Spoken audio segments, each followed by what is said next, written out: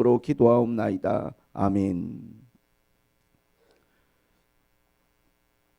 하나님이 어떤 분이신가? 우리는 여기에 관심이 많습니다. 왜냐하면 우리가 섬기는 분이니까. 하나님은 무슨 일을 하셨고 하나님은 무엇을 좋아하고 싫어하는지 우리는 그것을 성경을 통해서 배우는데요. 성경의 계시가 아니면 우리가 하나님을 알 수가 없죠.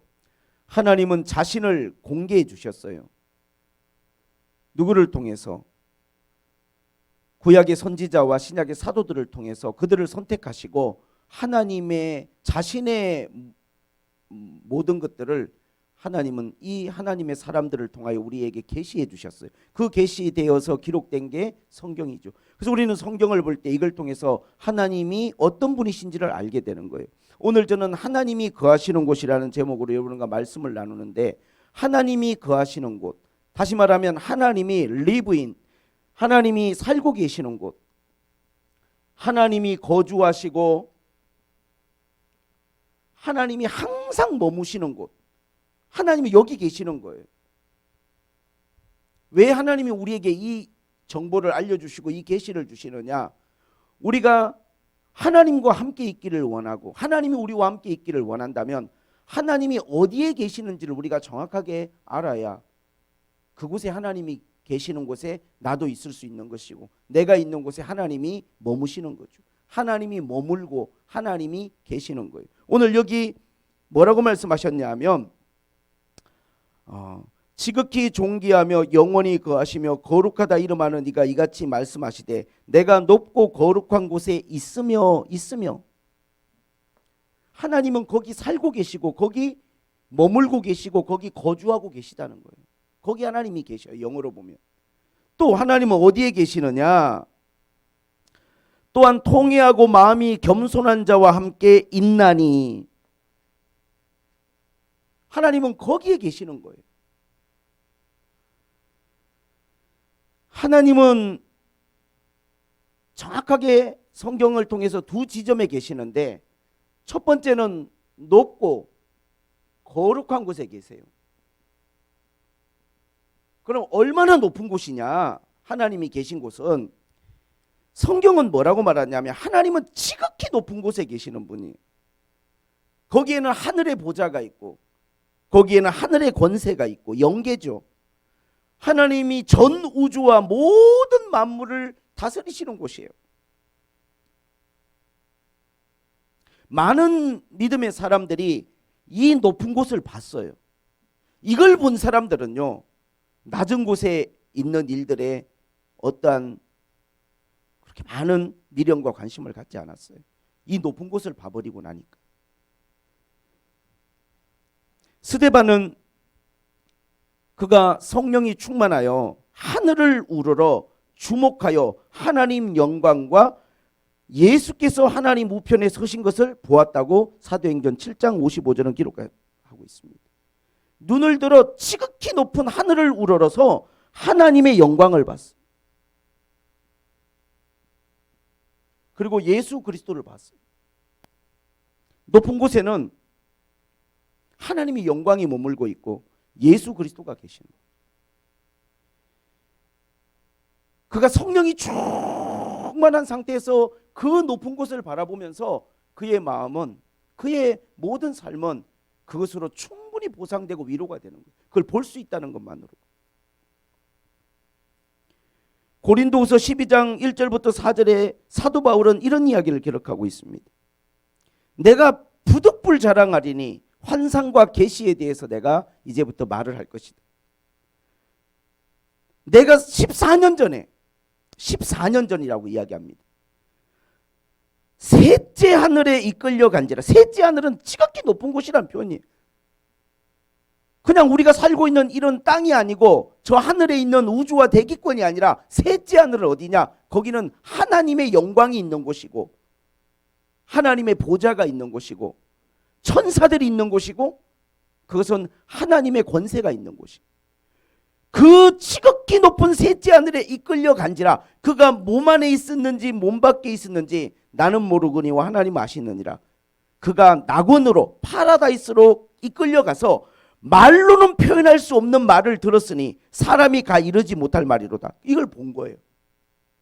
이 높은 곳에 있는 것을 사도 바울이 하나님의 환상과 계시 가운데 경험했어요. 그 높은 것을 보고 나니까요, 이 낮은 곳에 오래 머물고 싶은 마음이 사실은 없었던 거예요. 그 높은 곳, 하나님은 그곳에 계시는, 하나님의 영광이 가득한 곳, 그 높은 곳을 사도 바울이 보았습니다.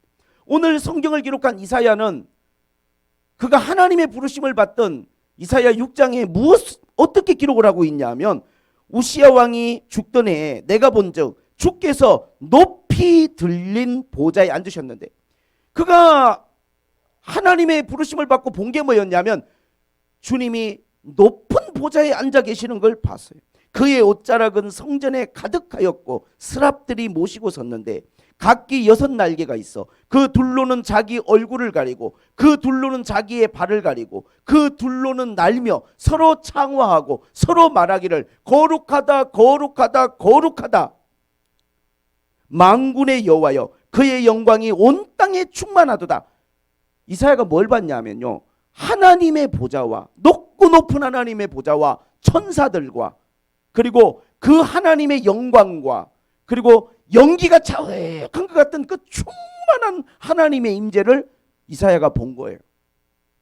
여러분, 우리가 신앙생활하면서 추구해야 될 어떤 분명한 하나님 앞에 목표 중에 하나는 이 높은 곳이, 이걸 보기를 원해야 되고 여러분들이 이곳에 머물기를 여러분들이 원하고 이 높은 곳에 우리가 하나님 앞에 나아가기 위한 우리에게 하나님 앞에 믿음의 전진이 필요한 것입니다. 그래요. 하나님은 어디 계시느냐? 이 높은 곳에 계시는데 이 높은 곳을 성경은 거룩한 곳이다 또 그렇게 말하고 있습니다. 거룩한 곳. 이 높고 거룩한 곳. 그곳에 하나님이 계시는 거예요. 하나님이 계시는 곳은 높은 곳이고 모든 것 위에 있고 모든 권세, 모든 정사, 모든 것 위에 하나님이 계시고 그곳은 거룩한 곳이에요. 홀리한 곳이죠. 악이 없습니다. 절대적인 선이에요.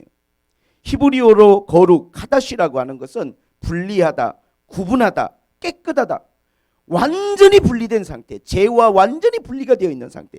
이것은요, 단지 윤리적인 정결, 그냥 뭐 누가 좀 사람들이 윤리적으로 봤을 때 도덕적으로 저 사람 참 선한 사람이고 정결한 사람이야, 이런 걸 뛰어넘는 종교적인 하나님께 사용되는 절대적인 선이며 이것은 깨끗함이에요.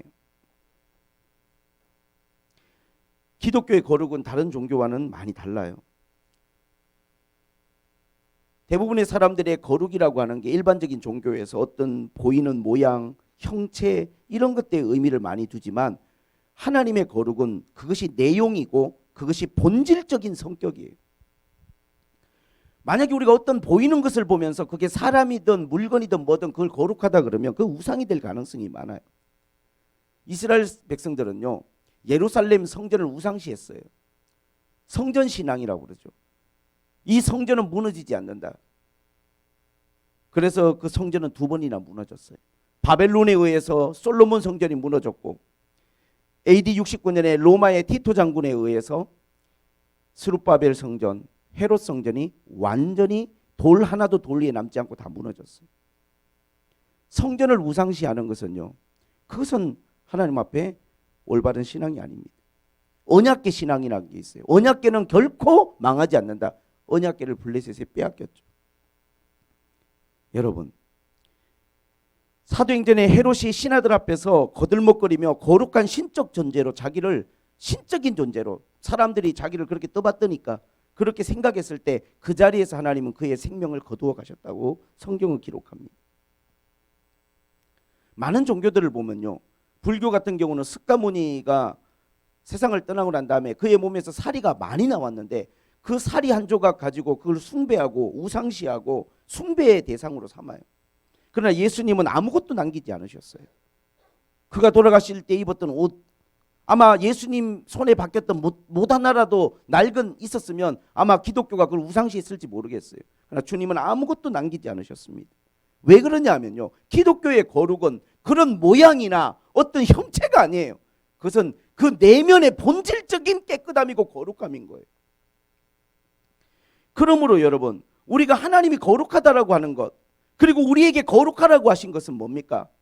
우리의 성격이, 우리의 어떤 본질이 하나님 앞에서 깨끗해지는 것이고 이 세상의 어떤 것들과 완전히 분리되어지는 거예요.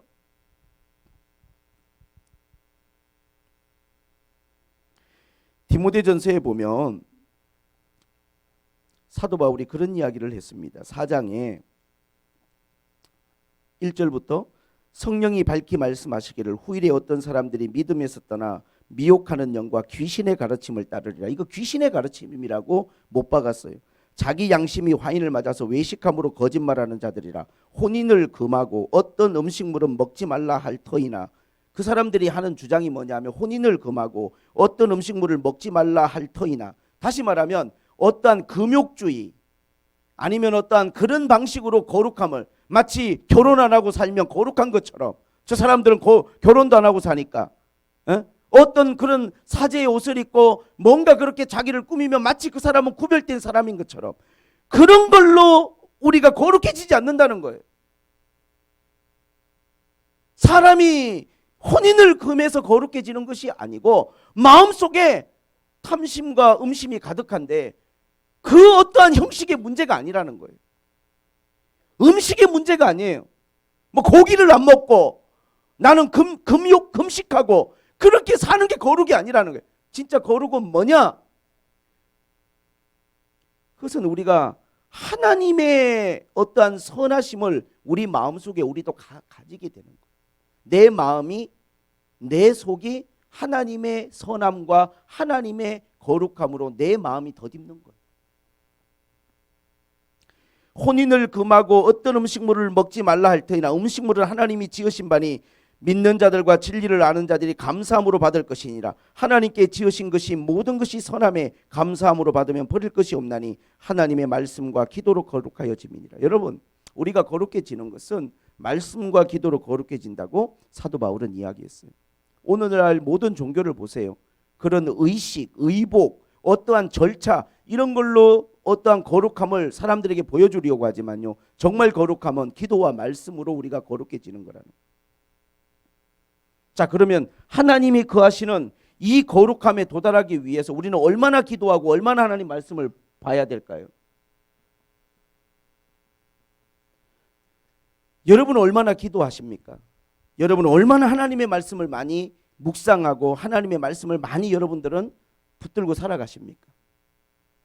어쩌면 우리가 하나님 앞에 우리 마음이 거룩하지 못한 이유 중에 하나는 우리가 이 하나님의 어떠한 높은 곳, 거룩한 것을 우리가 더 많이 하나님 앞에 추구하지 못하기 때문일 수도 있어요. 우리에게는 많이 어려운 일입니다, 이것이. 그러나 분명한 하나님이 우리에게 어떠한 비전을 주셨어요. 내가 거룩하니 너희도 거룩하라. 하나님은 거룩한 사람을 하나님은 사랑하시고 거룩함 가운데 있을 때 우리는 가장 강력한 힘을 갖게 되는 거예요. 하나님의 거룩함을 소유한 사람들의 기도와 그 입에서 나오는 말에는요, 하나님의 권세가 있는 것이죠. 우리가 만약에 내 어떠한 말과 내 삶의 힘을 잃어버렸다면 어쩌면 그건 내가 거룩하지 않다는 이야기일 수도 있어요. 내 마음이 하나님 앞에서 그 선함과 그 거룩함에 우리 자신들이 멀어져 있다는 이야기일 수도 있는 거예요. 우리가 하나님의 이 거하시는 거룩함과 이 하나님의 선함을 우리가 소유했을 때 사단이 그걸 알아봐요. 그가 하는 말과 그가 하는 기도에는 영적 권세가 있습니다. 거룩한 것에는 큰 힘이 따라오는 거예요. 만약에 하나님이 거룩하고 높은 곳에만 거하신다 그러면 참 우리는 너무나 슬퍼요. 왜? 난 지금 이 상태에 이르지 못했으니까. 나에게는 이 지금 높은 게 안 보이니까. 난 현실만 보이지. 나에겐 아직 온전한 이 거룩함이 이루어지지 않았으니까 여러 가지 인간적인 번뇌와 갈등과 그 옹졸한 마음이 내 안에 가득하니까. 그러면 우리는 하나님과 함께 거할 수가 없잖아요. 근데 하나님은 이사야를 통해서 뭐라고 말씀하셨냐면 하나님이 거하시는 곳은 이 높고 거룩한 곳이며 또한 통회하고 마음이 겸손한 자와 함께 있나니. 두 번째 하나님이 거하시는 곳은 통회와 겸손이에요. 통회라고 하는 것은 뭐냐 하면 통회는 뭡니까? 통회는 정말로 철저하게 하나님 앞에서 비탄에 빠지고 낮아진 마음이에요. 시편 34편 18절에 보면 뭐라고 나오냐면 여호와는 마음이 상한 자를 가까이 하시고 중심으로 통회하는 자를 구원하시는도다. 하나님은요 마음이 상한 자를 가까이 하시고 진심으로 통회하는 자를 구원하세요. 마음이 상하다. 마음이 상했다는 게 뭡니까 여러분? broken hearted. 마음이 산산이 깨져버린 거예요. 마음이 완전히 다 부서져 버린 거예요. 너무나 큰 비탄에 빠지는 거예요. 여러분, 높은 곳이 거룩한 것과 연관이 있다면 통회는 겸손과 연관이 있어요. 통회하고 겸손, 왜 그럴까요? 왜 통회와 겸손이 이건 뗄래야 뗄 수 없는 연관성을 갖고 있냐면 겸손이란 게 여러분 여러 가지 많은 해석을 할 수 있지만 저는 오늘 성경에서 그렇게 해석하고 싶어요. 겸손은 따라서 해보세요. 다른 사람의 죄에 관심을 갖지 않고 항상 자신의 죄에 관심을 갖는 것이다.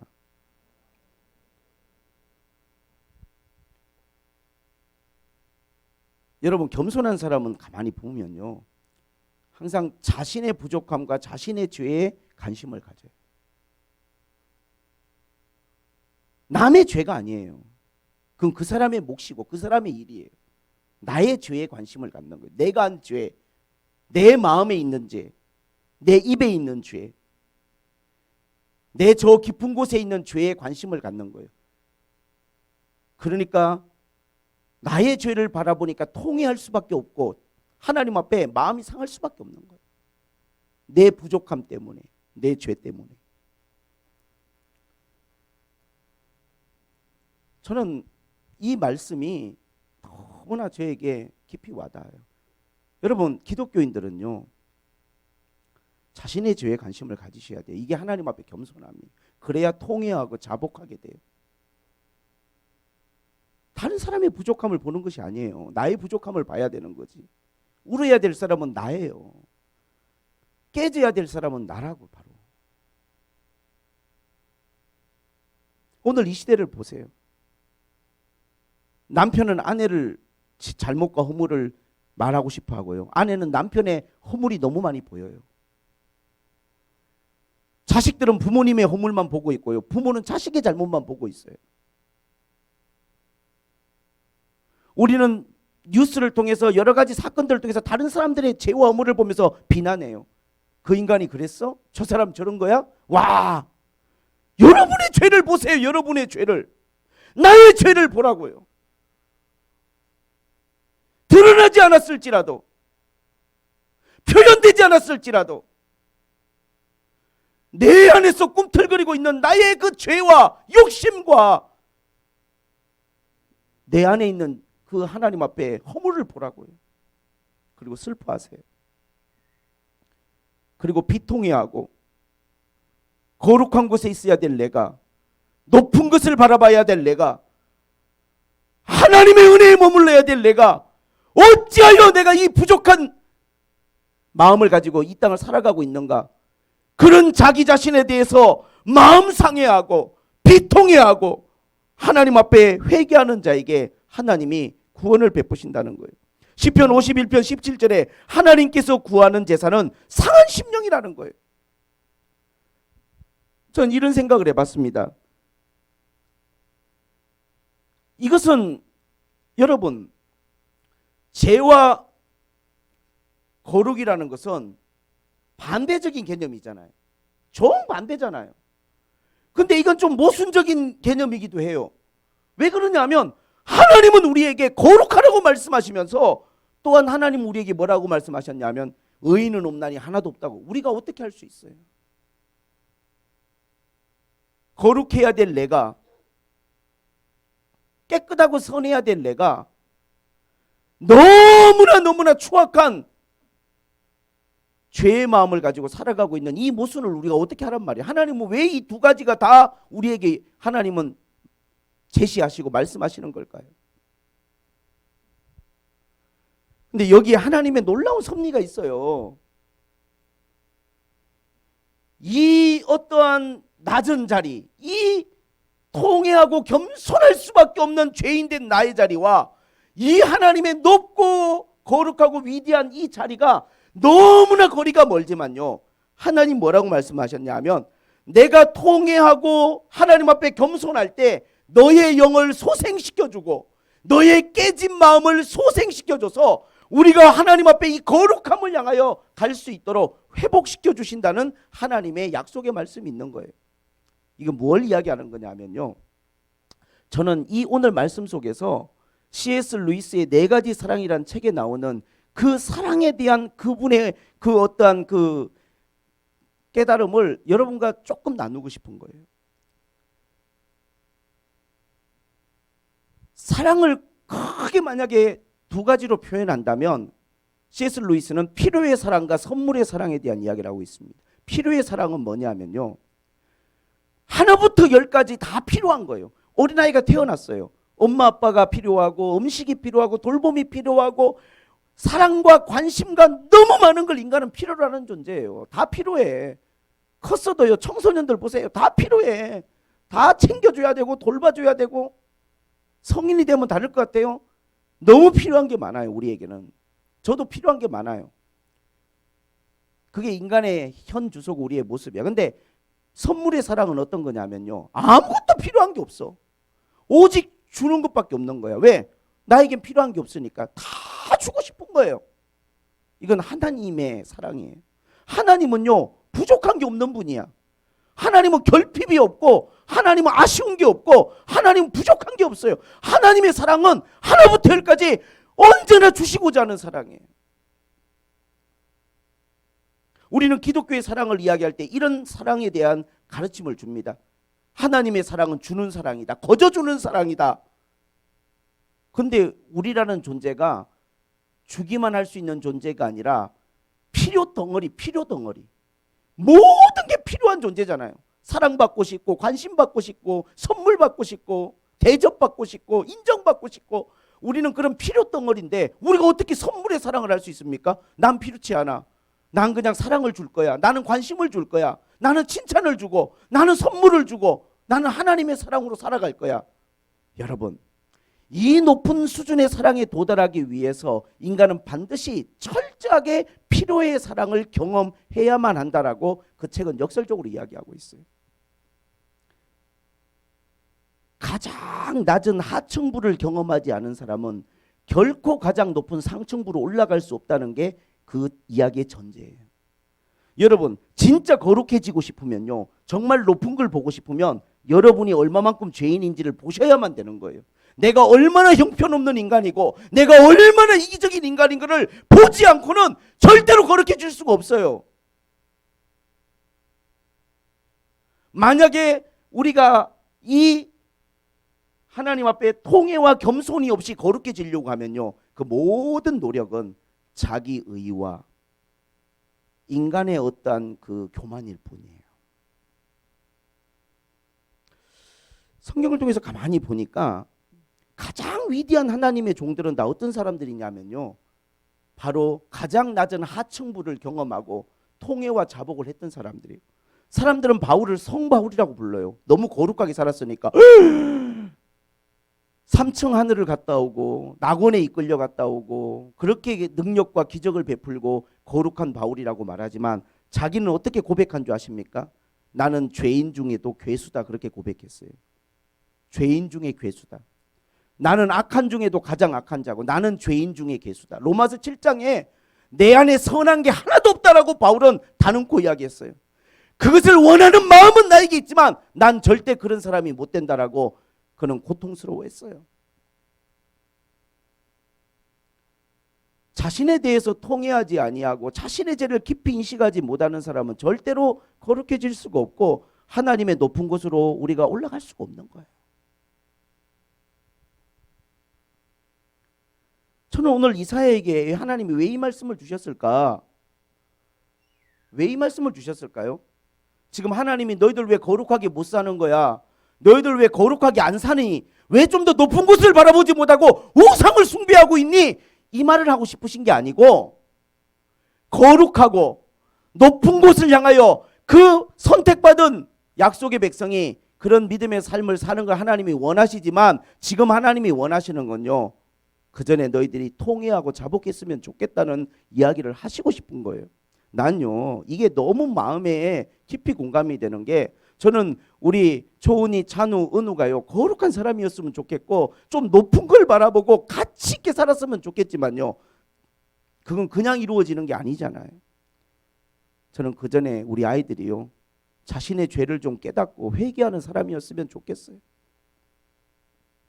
이도 저도 아니게 난 그래도 괜찮잖아. 아빠 난 그래도 술 담배는 안 하잖아. 나는 이런 거는 안 하잖아. 나는 이런 죄는 안 짓잖아. 나는 이렇게는 안 살았잖아. 그런 식으로 살아갈까 두렵다고요. 자신을 선한 것처럼 그래도 자신을 괜찮은 사람인 양 생각하며 그 착각 속에 살아갈까 두렵다니까요. 어떤 부자 관원이 마태복음 19장에 예수님 찾아왔어요. 선생님이요, 무슨 선한 일을 하여야 영생을 받을 수 있습니까? 뭐 질문에 잘못된 게 있나요? 얼마나 진지하고 의미심장한 질문이에요. 근데 예수님 뭐라고 말씀하셨을까요? 아, 네가 참 좋은 걸 물어봤구나 말한 게 아니라 네가 어찌하여 선한 일에 대해서 물어보느냐? 선한 분은 하나님 한 분밖에 없거늘. 왜 주님이 그런 말씀하셨을까요? 물어본 것뿐인데. 주님은요 그 사람의 마음을 알고 계세요. 그래도 나름 자기가 선하다라고 생각하고 나름 율법의 계명을 다 지키고 난 나름 그래도 내가 깨끗하게 살아왔다고 자부심을 갖고 있는 그 사람의 마음을 주님이 아시니까 좋은 질문을 한 것 같아도요, 주님은 어찌 네가 선한 걸 물어보느냐? 선한 분은 하나님 한 분밖에 없다.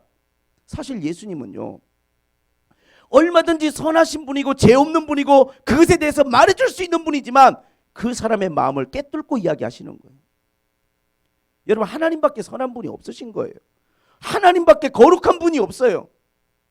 모든 인간은 죄인이고 다 우리는 하나님 앞에 범죄한 사람들이에요. 제가 정말 감사한 게 뭐냐면요, 예전에는 내가 지은 죄 때문에 너무 후회스러웠어요. 너무 부끄럽고. 예전에는 저의 어떠한 잘못, 실수, 죄 이런 것들이 그렇게 오래오래 가슴에 남아서 저를 괴롭혔어요. 지금은요 그게 너무 감사해요. 저의 밑바닥을 알고 내가 얼마나 부족한 인간인 걸 알기에 남의 죄를 가지고 논하고 싶지 않아요. 저는 솔직히 말하면 제 마음속에는요 때때로 우리 아이들이 뭐 실망을 시키는 일이 있고 또 내가 사랑하는 사람들한테 제가 너무나 실망스러운 걸 봐도 저는 저 자신에게 더 많이 절망하고 실망했던 그러한 젊은 날들이 있었고 기억들이 있기에 그걸 비난하고 싶지 않아요. 저를 알게 됐어요. 아, 정말로 우리가 거룩해지기 위해서는 내가 죄인의 괴수라는 것을 내가 발견해야 되는 것이구나. 다윗이요 거룩하게 살려고 노력했어요. 영적 용사, 믿음의 용사였어요. 그러나 그는 그의 진짜 모습은 어떤 모습입니까? 남의 아내를 취하고 자기의 죄를 덮으려고 그 남편까지 살해한 살인자예요. 다윗이 자기의 죄에 대해서 하루도 눈물 흘리지 않은 날이 없을 정도로 자신의 흉악한 죄에 대해서 애통해하고 그가 마음 상해할 때 하나님은 그 눈물 흘리고 마음 상해하는 그 다윗이 있는 그곳에 하나님은 늘 옆에 계셨어요. 시편 23편에 내 영혼을 소생시키시고 자기 이름을 위하여 의의 길로 인도하시는 듯 영혼이 소생되는 느낌, 다시 거듭나는 느낌, 죄악된 내가 하나님의 은혜로 다시 살아나는 느낌. 정말 거룩함이라고 하는 것을 우리가 이 땅 가운데서 우리가 추구한다면 먼저 하나님 앞에 내 자신의 마음이 상하고 철저하게 하나님 앞에 깨지고 부서지고 하나님 앞에 통해 자복하는 그러한 마음이 우선돼야 된다는 것을 우리가 하나님 앞에 깨달아야 되는 것이죠. 하나님은 오늘 이사야를 통해서 너희 왜 거룩하게 살지 않는 거야를 말씀하시는 게 아니라고 생각해.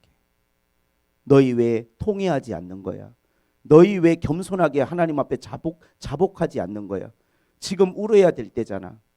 지금 하나님 앞에 마음이 상하고 깨져야 될 때잖아. 저는 우리 성도들의 가정을 향하여 말하고 싶어요. 주님의 말씀을 전하고 싶습니다. 너와 네 자녀를 위하여 울라고 주님 말씀하셨어요. 주일날 예배 드리고 강단 초청하고 이러면요, 저는 마음속에 그래 부담을 드리려고 하는 말이 아니라 모든 아버지들이 나왔으면 좋겠어요. 울어야 될 사람은 아버지들이에요. 모든 어머니들이 나왔으면 좋겠어요. 울어야 될 사람은 바로 나예요. 바로 나예요. 여러분, 어떤 내 가정이, 우리의 삶이 좀 수준이 높아지고 홀리해지고 뭔가 좀 정말 하나님이 기뻐하는 그러한 삶이 되기를 원한다면요, 많이 울어야 돼요. 마음 상해해야 되고 하나님 앞에 통회하고 겸손하지 아니하면요, 우리 자신들이 하나님 앞에 거룩함을 덧입기가 어려워요.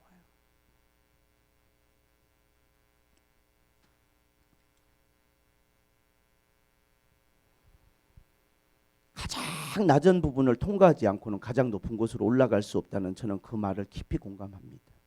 그러지 않고 이룬 모든 것들은 결국에는 그것이 하나님의 자리를 차지하고 결국은 그게 악마가 된다라고 하는 그런 강력한 메시지가 네 가지 사랑이라는 책에 들어있어요.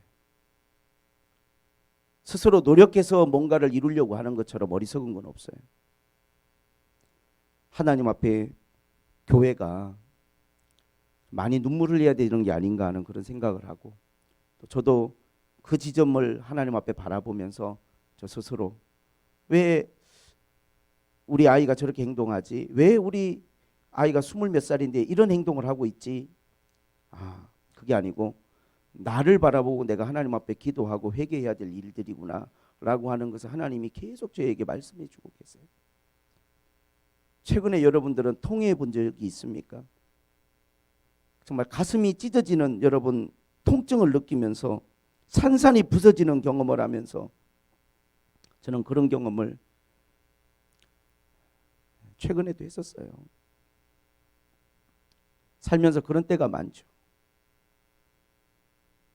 상실감, 가장 소중한 걸 잃어버렸을 때, 너무 깊은 죄에 빠졌을 때, 처참한 어떠한 그런 감정에 사로잡힐 때 마음이 상하고 힘들고, 그때 우리가 하나님 앞에 애통하고 하나님 앞에 정말로 눈물의 자리로 나아가지 않으면요, 회복되고 소생되는 하나님의 은혜를 또한 경험할 수가 없어요. 어쨌든 우리가 샘물교회 교회 성도들이 매일의 삶 속에서 기도와 말씀으로 거룩해진다 했으니까 경건생활 열심히 하시기를 바라고, 특별히 하나님 앞에 자신의 죄를 깊이 들여다보고 통찰하면서 애통하고 하나님 앞에 상한 마음으로 가장 겸손한 자리에서 눈물을 흘려 부르짖어 기도하는 여러분들의 시간이 있다면, 그 자리에 하나님이 그 기도를 들으시고 계셔서 마음을 소생시키고 우리의 영을 소생시키는 놀라운 하나님의 은혜를 여러분이 또한 위로를 경험하게 될 것을 믿습니다. 하나님 아버지, 감사합니다.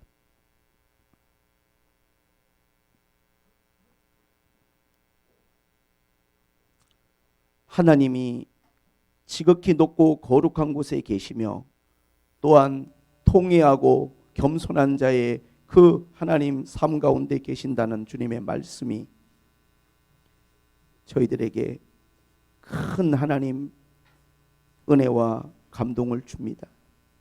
지금 내가 거룩한 하나님 자리에 있지 아니할지라도 통회하고 눈물을 흘리고 나의 죄를 바라볼 수 있는 그 자리에 서게 하여 주시옵소서. 가슴을 찢고 눈물을 흘리고 기도하는 자에게 천국이 임하고 하나님의 나라가 임한다고 주님 말씀하셨습니다. 회개하라, 천국이 가까이 왔다고 말씀하셨습니다.